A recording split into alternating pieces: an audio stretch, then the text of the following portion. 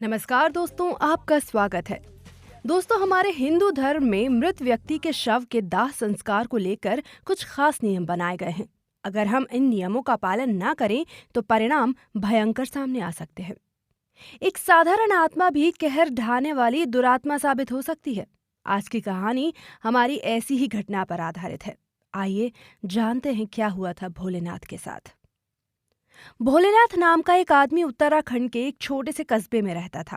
उसकी अच्छी खासी सरकारी नौकरी थी, मगर फिर भी हमेशा परेशानियों से घिरा रहता था। आमदनी अच्छी थी, मगर फिर भी खर्च चलाना मुश्किल हो जाता था। अक्सर भोलेनाथ को कर्ज लेकर ही काम चलाना पड़ता था। घर के सदस्यों की स्थिति भी अच्छी नहीं थी। कोई न कोई अक्सर बीमार रहता था। घर के लोगों की आपस में कभी नहीं बनती थी और घर में लड़ाई झगड़ा आम बात हो गई थी। कुल मिलाकर हालात ऐसे थे कि भोलेनाथ जी का घर तो जरूर था, मगर उसमें घर जैसी कोई बात नहीं थी। भोलेनाथ ने अपनी तरफ से सारे प्रयास करके देख लिए थे, मगर कोई खास सुधार नहीं हो रहा था। इस तरह कुछ दिन तो बीत गए, मगर एक दिन उसके घर में एक नई परेशानी ने जन्म ले लिया। उसकी सबसे छोटी बेटी राधिका को अचानक ही घर में कोई साया घूमता हुआ दिखाई देने लगा। वो साया किसी महिला का था और घर के किसी भी भाग में घूमता हुआ दिखाई दे जाता था। या यूं कहिए कि घर में कहीं से भी उगता था और फिर किसी की भी तरफ जाता हुआ दिखाई देता और कुछ देर बाद अपने आप गायब हो जाता। कुछ दिन तक तो सिर्फ ये दिखाई ही दिया, मगर फिर एक रोज ये घर के एक सूने कोने से उठता हुआ दिखाई दिया और राधिका के अंदर समा गया। जब इसने राधिका के शरीर में प्रवेश किया तो राधिका ने भी इसे महसूस किया, क्योंकि इस दौरान उसके शरीर को भूकंप जैसे कई झटकों का सामना करना पड़ा और वो जमीन पर गिरते गिरते बची। फिर जिस दिन से उस आत्मा ने राधिका के शरीर में जगह ले ली थी, ठीक उसी दिन से उसने राधिका को सताना शुरू कर दिया। घर में लड़ाई झगड़े बढ़ने लगे और साथ ही साथ राधिका के कारण घर में नुकसान भी होने लगा, क्योंकि जब भी उसके अंदर छिपी वो अशांत आत्मा गुस्सा होती तो राधिका सबको मारने दौड़ती, अपने आसपास रखी चीजों को इधर उधर फेंकने लगती और घर में पूरी तरह से तोड़ फोड़ मचाने लगती। जो भी उसके सामने आ जाता उसे मारने दौड़ पड़ती। अपने भाई को तो कई बार चोट पहुंचा चुकी थी। उसके इस व्यवहार के कारण सारे घर वाले परेशान हो गए थे। सारा परिवार उसे संभालने में ही लगा रहता। सब यही चल रहा था, लेकिन फिर अचानक उसने एक और बड़ी मुसीबत खड़ी कर दी।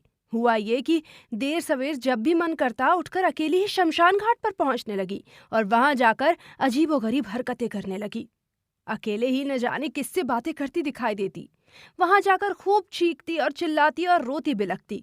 अपने बाल नोचते हुए धरती पर ऐसे पैर पटकती कि मानो किसी पर गुस्सा दिखा रही हो और किसी बात पर पछता रही हो। देखने वालों ने तो तरह तरह की बातें की।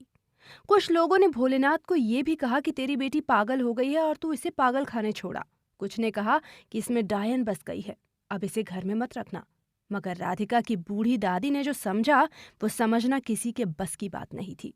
वो समझ गई थी कि उसकी पोती को कोई ऊपरी हवा लग गई है और उसे किसी तांत्रिक के पास ले जाना चाहिए। इसीलिए दादी के सुझाव पर राधिका को एक पहुंचे हुए तांत्रिक के पास ले जाया गया। फिर तांत्रिक ने जो बताया वो सच में हैरान कर देने वाला था। उन्होंने बताया कि राधिका के शरीर में जो आत्मा है वो कोई और नहीं बल्कि उसी खानदान की कोई ऐसी महिला है जिसकी मौत 20 साल पहले हुई थी। उसकी मौत रात के समय हो गई थी और इसी कारण उसका दाह संस्कार अगले दिन किया जाना था। उसका शव रात भर घर पर ही रखा हुआ था और इसी दौरान घर वालों से एक भूल हो गई थी। उन्होंने उसके शव को अकेला छोड़ दिया था। रात भर कोई भी उसके शव के साथ नहीं बैठा रहा, इसीलिए उसकी आत्मा को उसके आसपास मौजूद अन्य बुरी आत्माओं ने अपने बस में कर लिया था और उसी कारण उसे मुक्ति नहीं मिल सकी। वो आज तक अशांत भटक रही है। उन्होंने बताया कि गरुड़ पुराण में स्पष्ट लिखा हुआ है कि मृत आदमी के शव को रात के समय अकेला नहीं छोड़ा जाता। अगर अकेला छोड़ दिया जाए तो उस आदमी की आत्मा को मुक्ति मिल पाना मुश्किल हो जाता है। उसके बाद उन्होंने इस बारे में उन सबको और भी बहुत सारी बातें बताईं। फिर उस आत्मा की शांति के लिए अनुष्ठान किया और इस तरह उस महिला की भटकती आत्मा को मुक्ति मिल गई। उसकी मुक्ति के साथ ही भोलेनाथ की सारी परेशानियां खत्म हो गईं।